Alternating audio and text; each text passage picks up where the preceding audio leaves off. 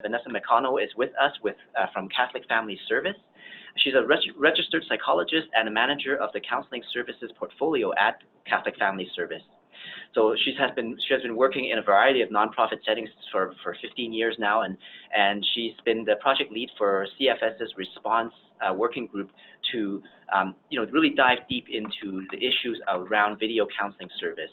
And they've been actually doing so since 2017. So it's actually an excellent opportunity for all of us to learn about what CFS has been figuring out for the last few years. So Vanessa, I hand it over to you. Thanks so much, Jason. I'm so excited to be here. We've gotten so many asks and questions and queries coming to us at Catholic Family Service about our work in this space, and so grateful to be partnering with PolicyWise to be able to share it on a broader level across so many organizations. I think it's a really exciting opportunity for us to all learn together. I think we all had to pivot very quickly into this space, and we're doing the absolute best we could with the information we had at the time. So it's great to be able to share some of the learnings that Catholic Family had prior to the pandemic that allowed us to really make that pivot quickly and effectively. So please feel free for any questions that you have throughout the presentation, fire them off in the chat. Jason will interrupt me and I'll answer as we go. We'll leave some time for questions at the end as well. But certainly Hope can hit on most of what you're hoping to get out of today's presentation. So feel free to jump in if there's something you'd like more information on. But I thought before we get into the agenda of what I'm going to cover today, let's start out and play around with that annotate function again. So at the top of your screen under the options there, if you want to go to that annotate button and select stamp, and you can choose whatever marker you like, and just throw up on here how much of your service has moved to video during the pandemic. And so anywhere on that spectrum, great. Awesome. Yeah, that's really neat to see. So some folks obviously have flipped absolutely everything in that way. Some has, some hasn't for a lot of folks, and some people still just starting to delve into that space. Yeah, awesome. I'll clear that off. And let's do one more that way. This one's a follow-up question to that. Just let me close this here. How confident do you feel about delivering service by video? I know we've all kind of been forced into pivoting this way, and because of the circumstances, but how are we feeling about our confidence level in best practice related to video service? Awesome. Yeah, so we're kind of all across the spectrum there. Some people seem to really have found their groove with it, and other people just still trying to figure out the pieces. I know for us at Catholic Family, it certainly was a process when we first started doing video service delivering in our counseling programs. It was definitely a learning curve for our team, and then it's been even more of a learning curve to really refine our offerings to make sure we're aligning with what would be best practice in this space. So thanks so much, everyone, for sharing that. So I'll just do a quick overview of what I'm going to cover here in the next half hour, 40 minutes. Hopefully we can get through all this. I tried to take into account, I appreciate everyone offering those questions about what you were most curious about in regards to video service delivery. So hopefully that gets hit throughout most of the agenda today. And like I said, feel free to use the chat function to ask any questions. But I'll start off by talking a little bit about where this knowledge came from Catholic Family Service, giving that kind of overview of what exactly is video counseling, what is e-counseling.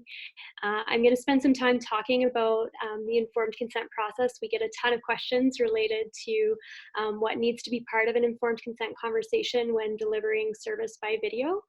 And then I'll talk a little bit about figuring out if your clients are the right fit for video modality, and some tips and tricks for counselors and clients to make the service the most effective it can be. And then I'll spend a little bit of time talking about engagement. I know there were lots of questions from the group related to engagement, how to keep people engaged by video service, creative applications of using video. So I'll spend a little bit of time touching on that. Most of our knowledge, or most of what I'm going to be speaking to is particularly related to counseling and counseling services, but I will spend a little bit of time just talking about case management and community-based services as well. I know there's a number of folks in the audience who aren't necessarily providing counseling, but may be playing more of those case manager or community-based service roles, and we've certainly had some learnings across the agency at Catholic Family as our community-based services have had to pivot in this space as well. So hopefully that covers a good chunk of what you folks are here to learn about today. So as Jason mentioned, Catholic Family is not new to this space. So we've actually been delivering our counseling program or had the option of accessing our counseling supports through video since 2017.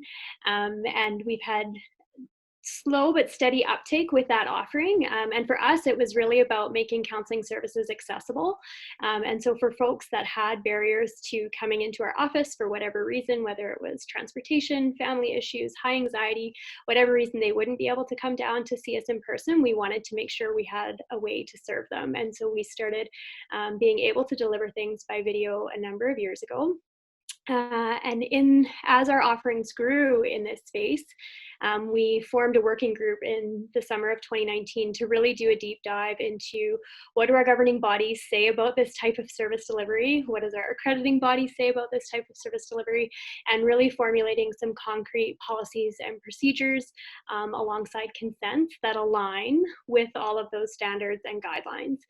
So just for some background, the information that I'm going to kind of talk about today all comes directly from the guidelines from the 3 regulatory bodies that we most commonly are associated with. So the College of Alberta Psychologists, the Alberta College of Social Workers, and the Canadian Counselling Psychotherapy Association.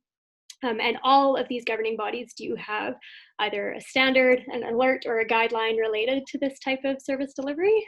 So we took kind of all that information that's provided by our regulatory bodies alongside our accrediting body and its standards, and that's where we developed our policies and practices.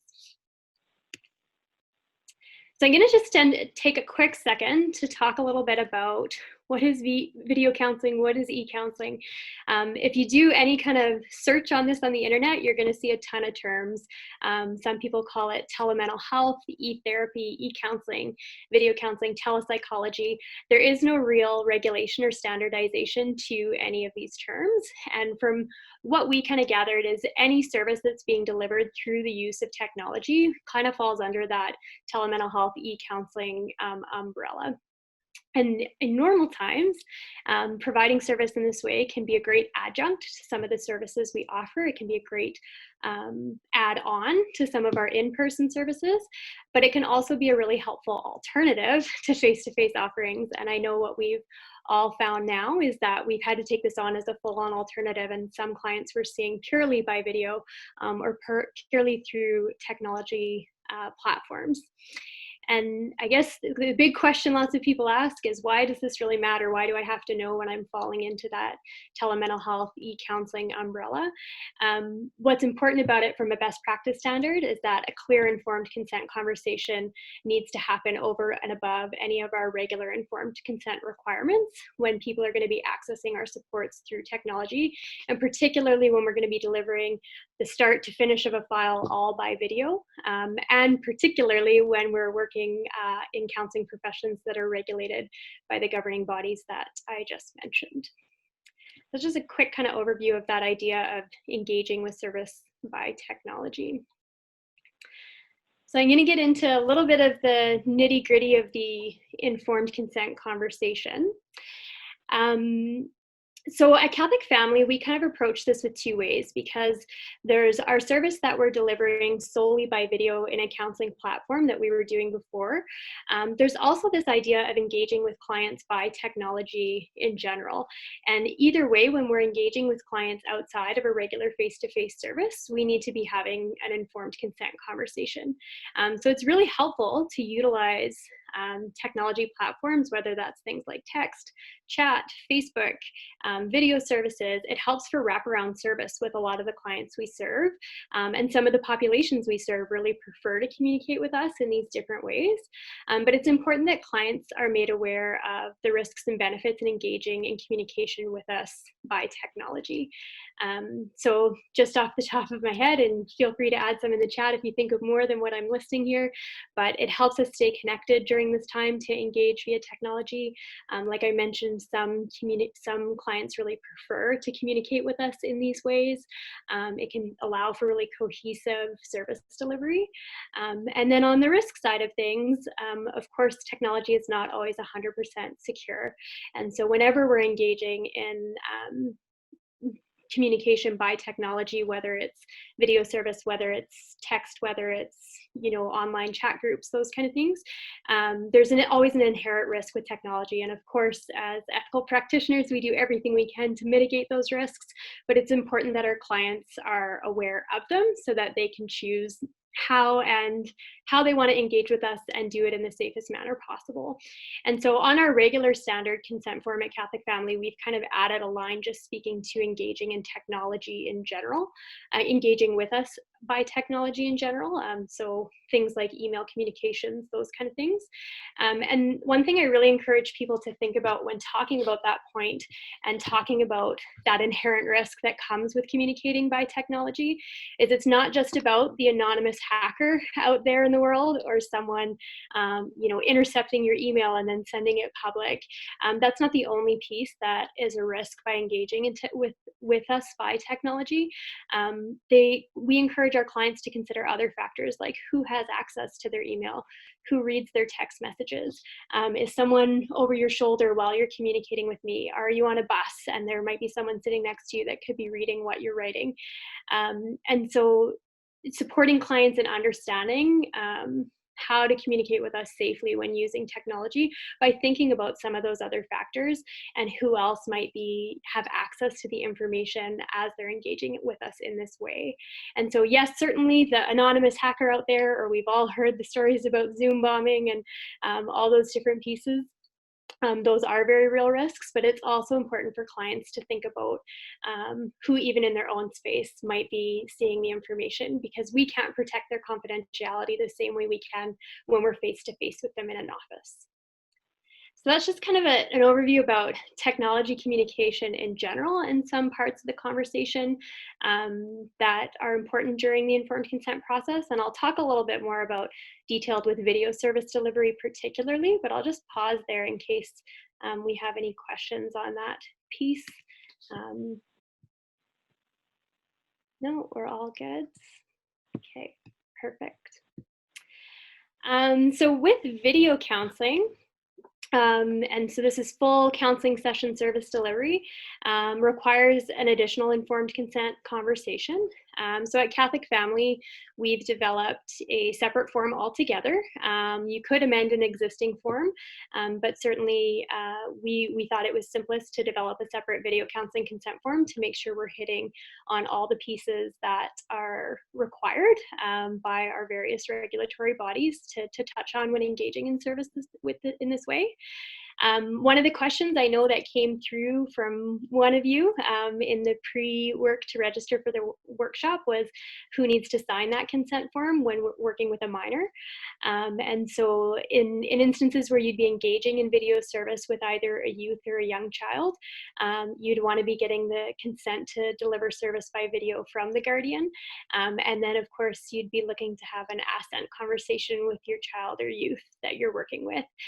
So, for us, we go through the consent form, we get the signatures from our caregivers or our guardians of the youth. And then we also, at the outset of our conversations with our kiddos or with the youth that we're seeing in a very developmentally appropriate way, we talk to them about kind of the safety in engaging with us by video. So hopefully that answers that question for whoever that was. So like any good informed consent process, we're going to talk about risks and benefits. And so the ones on the previous slide obviously all still apply here. But I think there's some unique ones that are important to highlight when talking about video service delivery in its entirety. Obviously, it's a great alternative for us at this time. It allows us to continue to deliver service. It allows for continuity of care. So there's a lot of benefits for us.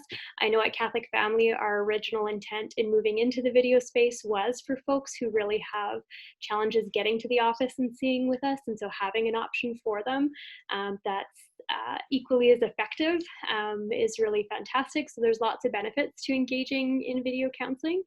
But there's certainly some downsides as well. And I saw this in some of the comments previously too. You can miss cues by video. Body language is different by video. So, you certainly, there's things you can pick up on in our face-to-face sessions that can easily get lost by video. Our attunement needs to be really there as counselors or as community-based practitioners to really stay engaged and pick up on what you can pick up on in a video screen.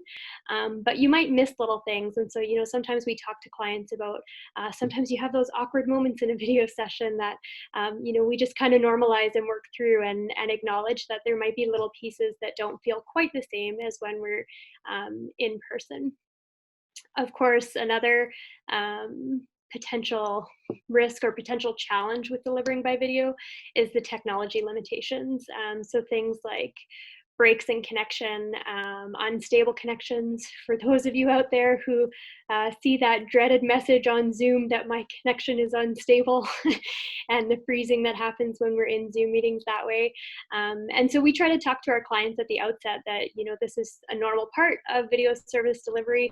We plan in advance for how we're going to handle situations as they emerge when we're experiencing difficulties with the technology, difficulties with connection, but just something that we highlight for folks as well, that kind of comes part and parcel, and we do our best to roll with what the technology is giving us.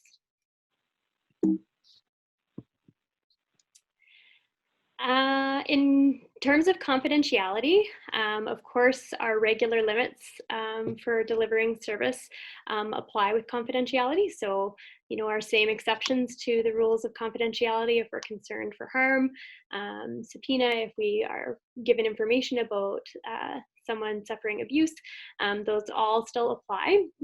The confidentiality conversation needs to be a little deeper when we're going with video service.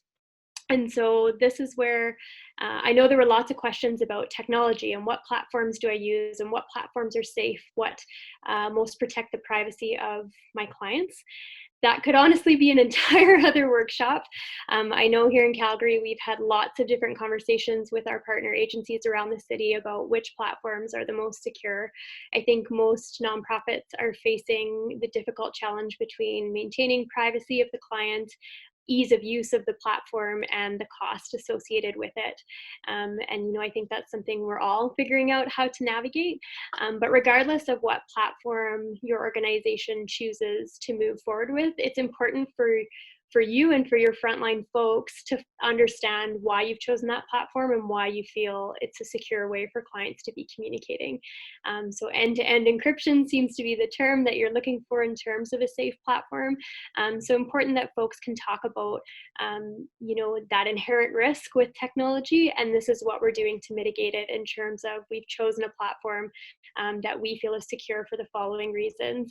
I know with some of our clients, we talk about all the additional security features in Zoom that we've enabled, and just to make sure that they understand we've done our due diligence to ensure security as much as possible when engaging in service by video. And just pause there in case there's any questions. Okay. Another key piece about confidentiality that's a little different by video, and particularly a little different for those of us that are working from home right now. We always want to know things about where are they at the time of the session and where are you. And so thinking about who else might be in their space. Like I said, when we're seeing people face to face in our offices, we have a lot of control over protecting their confidentiality. So I know who can hear, or hopefully I have, a decent soundproofing system in my office to really ensure that their information is private. When you have clients who are having their sessions in the home, there could be all kinds of other folks listening in, or people in the background. So we always want to be checking in about where they are and who's in their surroundings at the time of the session. I think about factors, for instance, if you're working with families where domestic violence is a concern, you might alter what you're talking about in the session if someone's partner is in the background. I think about families who are now having their kids at home with them full time and might be having a counseling session where their kids are present. I might change the content of what I'm focused on based on what might be appropriate for a young child to hear. So important for me to know on their end, is their space confidential? And if it's not, that doesn't necessarily mean I can't have the session, but it does mean that I want to know what will guide how I sort of inform my conversation, just to make sure I'm respecting and protecting their privacy. On the flip side of that, they might be curious about where we are. All of our clients are now seeing us with our homes in our background. They might be curious if I have other people in my space that might be overhearing my conversations, and we'll talk a little bit about ways to manage that.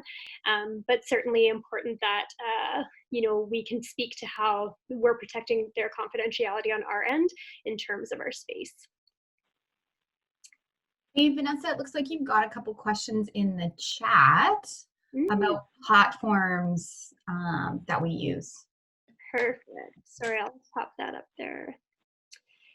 Yeah, so we, at Catholic Family, we've been utilizing Zoom, and based on the person's role in the agency, the regulated version or the paid version of Zoom. I've been part of many conversations with organizations across Calgary. I know other organizations have engaged with Microsoft Teams. I think we're going to include this in the handout that comes after this, but CAP put out a list of platforms that they were recommending, which included Skype Enterprise, the regulated platform of Zoom, as well as Doxy. I'm not super familiar with Doxy, but that was the other one that they had listed. I think, like I said, the technology side of this could be a very long and in-depth conversation. And again, it's about really, with whatever platform you choose to utilize, understanding its security features and being able to speak to them, to your clients, so that they're informed about what measures are being taken to protect their confidentiality. And I'm just seeing a comment there too about have the backup technology ready to go. I'll talk about that in a minute for sure. You certainly want to be planning with your clients for when technology fails, what the steps are going to be. So I'll just chat. That leads me into the emergency situation piece of the consent conversation. So super important for folks to know that we still have a duty that if we feel someone is at risk, that we take the necessary steps to ensure safety. And so it's important to outline for clients what the process will be should you experience a disruption in technology in a high-risk situation. There could be lots of things that can happen by video, to be honest. You could be engaging in a conversation with a client and assessing something like a suicide risk, and they don't like where the conversation is going, and they exit out of the conversation, and you're unable to kind of finish that risk assessment and safety planning. You might lose technology in the middle of that conversation. And so what we say to clients, and what is kind of outlined in, I believe it's CAP standards, is that you would have a process where if our technology fails, we'll try to jump back in with the same link into our session. If it still doesn't work, I'm going to call you on the phone, and we'll try to continue our conversation by phone. And if I can't reach you by phone and I felt like there was a high risk situation that I didn't feel had been resolved, then I'm going to task emergency responders to go do a welfare check, or an emergency contact, whatever your process for your agency would be.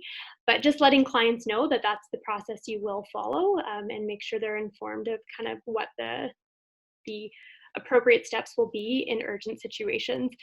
Just adds another layer, the fact that A, they can exit out of our conversations a lot more easily than when we're in the office, and B, you never know when you're going to experience a disruption in technology. So important to plan for those things in advance. We also let clients know that we're not available on demand by video 24/7, and so that, you know, our usual operating hours and how you would usually contact us outside of session would still apply. And this last piece around, we at Catholic Family, we confirm everyone's current location. This is super important at the beginning of session, because if I am in a situation where an emergency situation happens and I have to do something like call police to go do a welfare check, I want to know where they're located at the time of session. I'll touch on this point a few more times throughout the presentation. It's something we've really hammered home with our staff. At the outset of every video call, I want to know where the person is located. You know, 95% of our sessions, it's not going to be an issue, but you would hate to be in that position where you have that 5% where there is a high risk situation and you're not able to respond to it effectively. And confirming they're in Alberta at the time of session. Typically, this isn't an issue for folks right now because no one's really traveling. And that requirement, of course, varies by governing body.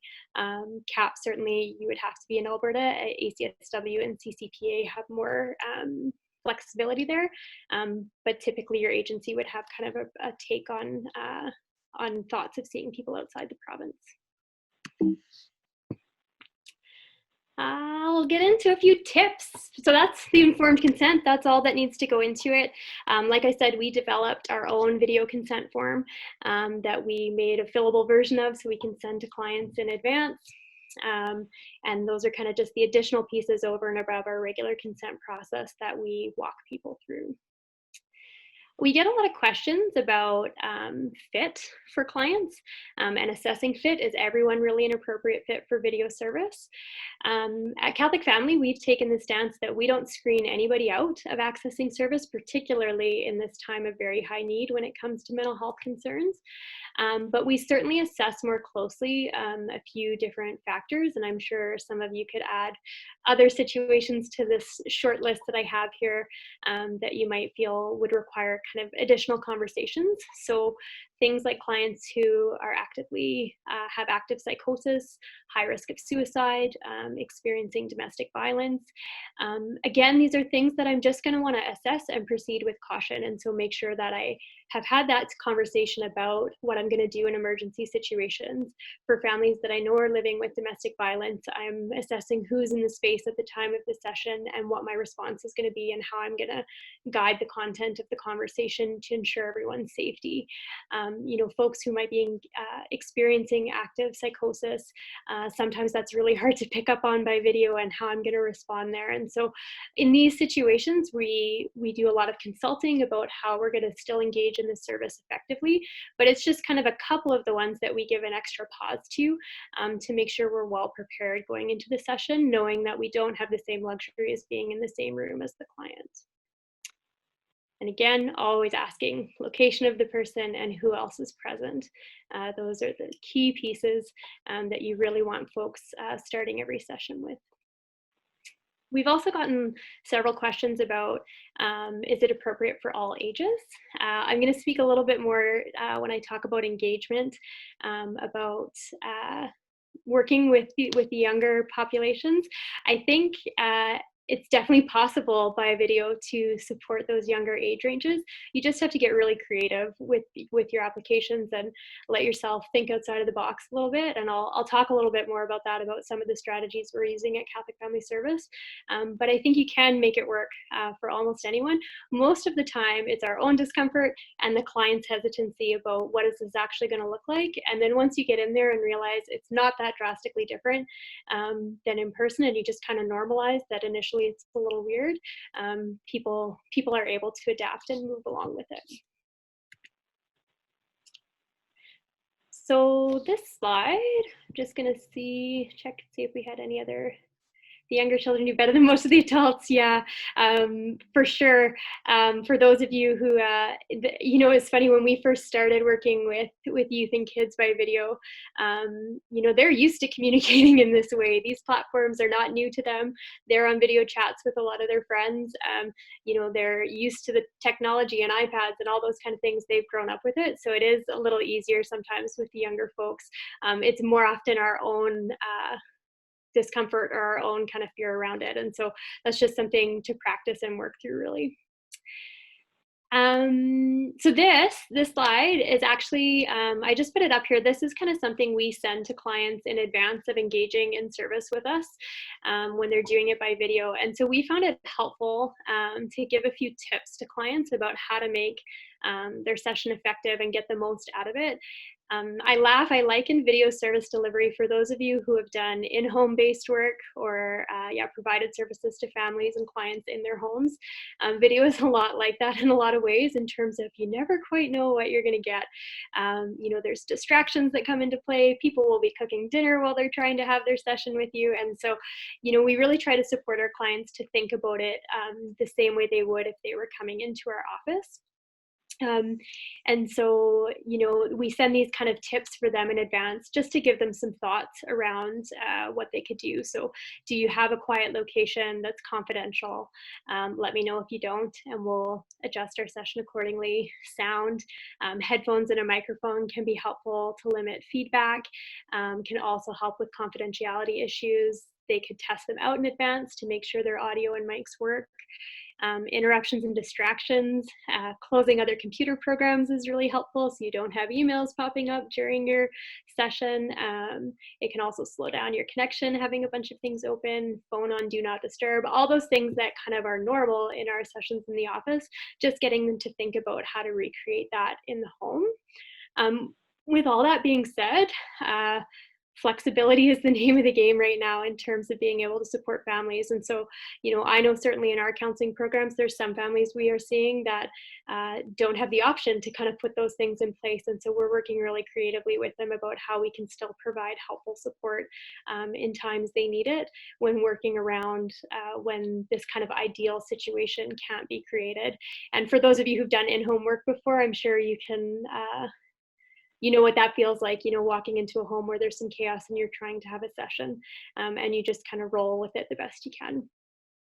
I know we talked about it and I saw it in the chat there, that backup. So sometimes technology fails, letting folks know that if the video gets dropped, I'll try calling you on the same platform. If it fails, I'll call you on the phone. And then if it gets dropped and I'm concerned for your safety, what the steps will be there. And then just suggesting to give them some time to think about, process the session kind of afterwards. You know, we don't have that drive home from our office anymore and jumping back in.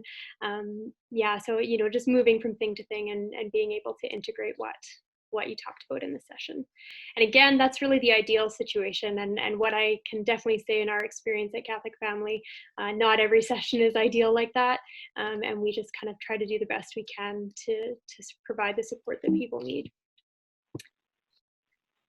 This comes right out of one of our documents as well in terms of tips for counselors. So for folks who haven't engaged in this just yet, including buffer time to set up your equipment, test your equipment in advance, test your mic, iPhones or your headphones, anything like that.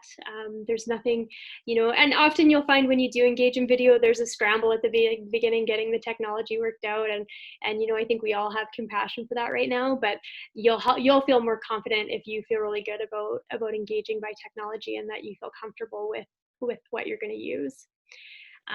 One thing I suggest to people too, positioning your camera to make natural eye contact. And so you'll see my head is kind of center of my screen, and you're just kind of seeing here up for me. I know when clients get on there, you'll see them in all kinds of, you know, you'll see from here up of their face, they'll be laying in their bed, they'll be, you know, all these different things. And some, you know, really set it up at an office just like it would be in the session, but good for us to kind of model just, you know, having that natural eye contact with the camera, so they can pick up on your facial expressions and your body language that you can see through video. Using headphones and microphone can be helpful for you too, especially if you're working from home and there's other people in your environment. pausing, speaking after turns in conversation. I'm sure many of you have been on many Zoom calls where, who's going to talk next? And especially if you're doing family work and you have multiple people in the session, just helpful to, give those breaks between talking to avoid interruptions. Certainly paying attention to your tone of voice and words. Body language is less significant by video, like we've talked about. And so your tone, your engagement, and your face need to make up for that. So it's something to be really mindful of. Awkward to watch yourself while you're delivering service, but it can be really helpful to, so you can kind of see your facial expressions and use them to help you engage with the client. And then I said I was going to hammer it home, and I am. Check who is in the client's space and where they are located at the beginning of the session. So I'm mindful that I'm coming up on the end of my time, but I have a couple more pieces to touch on, and I certainly want to leave room for any questions that we haven't hit on yet. But I do want to talk just a little bit about client engagement. I know there were lots of folks asking questions about client engagement by video, and I think there's kind of two buckets when it comes to client engagement. There's the clients that we can't even get onto a video call, that don't want to try out video, that we're struggling to engage with just in general at this time during the pandemic. And then there's how do I engage with people when I do get them on the video call and I'm able to have the session. How do I form that kind of rapport and engagement that happens more naturally when I'm in person with folks? And so I'll speak a little bit on the next slide about the bucket of folks who we're struggling to engage with at this time. Across our services at Catholic Family, in our counseling program, we've been pretty lucky in terms of clients reaching out and booking sessions and, being engaged with us in that way. Some of our other more community-based programs and clients based on the circumstances in their lives, it's just a little tougher to make that regular engagement. And that's certainly been the feedback I've had from other agencies I've done some training with. Depending on the population and the circumstances, that kind of standard weekly appointment engagement just isn't happening. So I'll talk a little bit about that on the next slide. But for those who we do get to have the video session with, a few things to think about in terms of how do we engage by video. So normalizing that this is a new way of communication. I think, the tech issues that happen, the bumps, we just kind of have to make light of it and say we're all learning, and this is new and it might feel a little strange. And I find, once you kind of just name that and just move through the session, by the end of it, you don't even really notice that you're doing things by video, other than maybe the occasional freezing of our face in a funny looking way. Really just relying on those rapport building skills that are the foundation of a lot of the work we do, but really focusing on tone and inflection in your voice, focusing on your facial expressions, and those visible nonverbals that you can give to the client to help kind of build that rapport. Being flexible. I know we talked about this a couple of slides ago, but, rolling with the punches. And so, if child comes running into the session, we just kind of incorporate that in and we go from there. Whatever's going on in people's circumstances and homes, we just try to kind of roll with it and be as flexible as we can and try not to stick to it has to look a certain way. Really, it's about getting people the support they need, particularly at this time, and knowing that this is our most viable option to do that. So we just try to be as flexible as we can. Certainly increasing your own comfort with video service and engaging by video is really important. Practice. I know for our team, when we first stepped into this space, they would do Zoom calls with each other and practice, get familiar with just being on video, engaging by video, getting used to where the buttons are and how, so that I'm not, feeling not confident when I'm doing that with a client. Regardless of what platform your organization chooses to utilize, getting to know that platform really well. For me, when I first started getting familiar with Zoom, I had no idea all the different things it could do. And as we've learned, as we've grown as a team during the pandemic response and really using Zoom all the time, we've come up with really creative ways of some of the things built right into the platform that help us with client engagement. And so things like the screen share function obviously is really helpful. For example, I know most of you are probably delivering surveys or or outcome measures or assessments to some extent. What we've done at Catholic Family, we've made all of our documents fillable forms, and so our clinicians can screen share the form and fill it out with the client by the screen share to get that done, and so that we're still able to capture all that information. Things like the whiteboard function in Zoom, both you and the client can draw, we've played hangman with children in that function.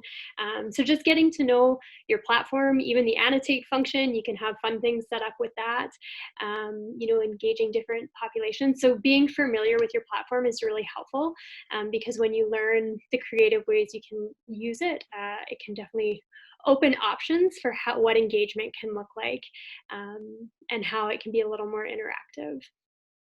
And I think that leads into just being creative with different populations. So, like I said, teens and children, often this is more normal for them than it is for us. But with teens, we've used the screen share function a lot, like looking at YouTube videos together. I think it's a really cool opportunity actually for some of, the teenage clients I know that I see are big into art or have these hobbies or do these things that they're never able to show me when we're in my office. But it's so cool because now I'm having the session from their home and they can show me the art project that they're working on, or they can show me the game that they've been doing. We can play games together on the whiteboard. We can play tic-tac-toe to get the session going and get us talking on the whiteboard. So the platform can really help you with some of those engagement strategies. And even with the younger kiddos, parents can be a really helpful asset here to help us set up the session. So maybe you get some activities that the parents are going to have ready to go that you guys can do all together during the session. So there's lots of great opportunities to set up serve and return interactions over the video platform. And so, games you can play with the young kiddos. Let's do a scavenger hunt. Find me something in your house that starts with the letter R. And then they bring it and, oh, look what you found. And then parents get excited. And so, you can build in kind of some of those interactions that you would in a regular kind of play-based session. Sometimes it takes a little support from the adults in the younger kiddos' lives to have some of those materials on hand and ready, but certainly can get really creative there. And I know our team has had a lot of fun coming up with different ways to engage those populations. And sometimes the technology makes it a little easier with some of what's built into the different platforms. And then the only other thing I'll say about engagement is just judgment related to time and space. And so, we've had clients show up for their session and they're sitting in the middle of Tim Hortons. And so we might have a conversation about, is this the best time to be having, are you able to focus on what we're going to talk about? Is there anything I can do to meet your immediate need today? And then maybe we reschedule for another time when it's really, when you're able to kind of dedicate the time and space to it. And so using your judgment around, is engagement possible given the client's current circumstances? And if it's not, can I support them with an immediate need and then, rebook for more of our regular ongoing work? And so I'll talk just almost at the end here, I'll talk just about case management and community-based services. So at Catholic Family, although not all of our community-based programs would be held to the same kind of standards that some of our therapists would be, we blanket the agency with the same procedures and practices, really believing that we want all of our service to be at best practice standards. But what we've certainly learned in some of our more case manager roles or our community-based services is that the standard once a week for an hour structure just doesn't work. And I know some of especially during the pandemic, and I know some of the other agencies I've been privileged to talk to here in Calgary and the different populations they work with have found similar things. And so, with some of these roles, again, we have to be flexible. It may look more informal. So we might not have that structured this time at this day. Certain populations may not wish to engage in video, may not have video as an option. Structured appointment times may not work for some folks currently. For some of our clients that are balancing school and kids and, the structured thing just really doesn't happen when they're just trying to find their way through every single day. Structured sessions might not work, where we have that hour where we're following our regular planned work. A check-in system might be more effective for some of our clients right now. So a few factors to consider would be, is phone or text the better modality compared to video? For us, we firmly believe that when video is an option, we want to engage by video.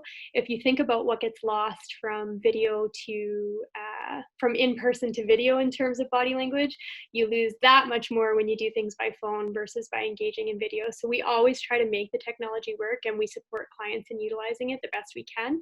But of course, there's certain people who it's just not going to be an option for. There's certain people who really aren't going to want to try it. And we certainly don't want to deny anyone service. So we would look at exploring phone at that stage. And some of our clients just haven't been wanting to engage with us the same way as when our regular programming was operating. So we flipped to a more check-in version of service versus the more formal structured offerings. But even if we are, whenever we're engaging by technology, just remembering that we still need to be having that informed consent conversation related to risks and benefits. So hopefully that gives just a couple of thoughts. The last one I was going to mention for folks, because I know I'm over time here, supervision and consultation, such an important thing while we're working remotely. We are using video, we're keeping up with all our regular schedules for supervision and consultation. Doing work in this way comes up with all kinds of wacky and weird and wonderful learnings, and so we want to make lots of space for our team to be sharing, and having a plan for urgent situations. So I know all of our clinicians have multiple numbers programmed into their phone. It's not the same as when we're in the office and we have an urgent situation where we need a consult immediately and we can walk down the hall and grab someone. So making sure that you have a bit of that process in place, or that there is a process in place for your frontline folks to get the support they need when they're engaging in service remotely. It's kind of cool. We've had some in Zoom where, we've had a risk situation where we wanted to pull a supervisor in, and we just emailed them the Zoom link and they join right into the session, the same way they would if we were in the office and they were to come into the session. But just thinking about how frontline staff are supported when it comes to urgent situations, and making sure that consultation and supervision is really available for folks. So that is coming to the end of what I wanted to chat about there. Jason, I'm sorry, I'm a few minutes over. That was wonderful. Thank you so much, Vanessa. We're going to tie off this part of the session. We'll see you guys in the breakouts.